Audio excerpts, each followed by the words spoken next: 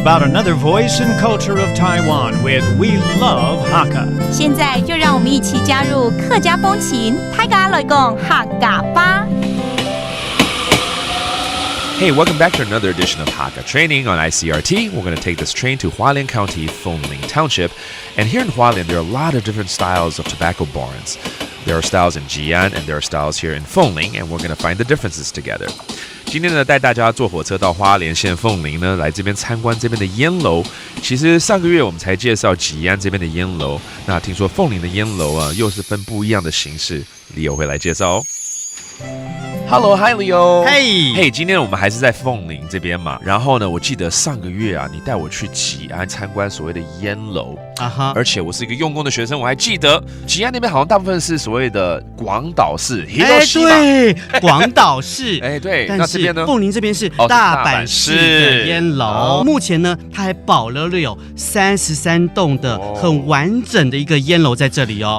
所以这边可以说是全台湾烟楼最密集，而且保留最完整的一个乡镇。我们可以来好好的来看一下你看，像是什么廖块烟楼啦，还有另外就是那个什么西班牙式的徐家新烟楼啦，还有烟楼国宝之称的林金城烟楼，而且这边还有烟楼图书馆，你就可以进去里头好好了解一下台湾的制烟的产业兴衰史。这很棒可以实际去参观这些还保留的这些烟楼，而且还可以去一个图书馆，然后去了解它整个这个历史由来等等。没错，你可以互相对照一下他们的特色到底在哪里。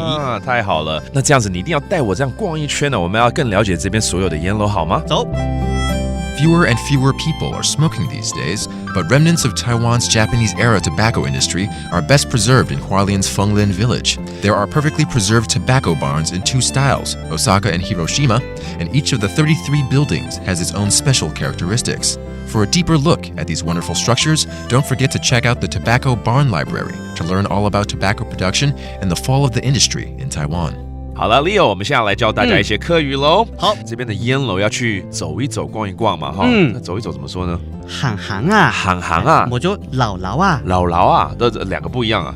就是一个是走一走，一个是逛一逛，绕一绕那样子。绕一绕 It all means strolling around, all right, to take a walk, basically. 然后这边很多烟楼嘛 ，the tobacco barns. 烟楼。Okay, and finally, there is a library here dedicated to tobacco barns. 图书馆。That's a library. Now you know, and that does it for today's Hakka training. 什么推噶？按字say张来了。客家风情由客家委员会监制。We Love Hakka has been brought to you by the Hakka Affairs Council.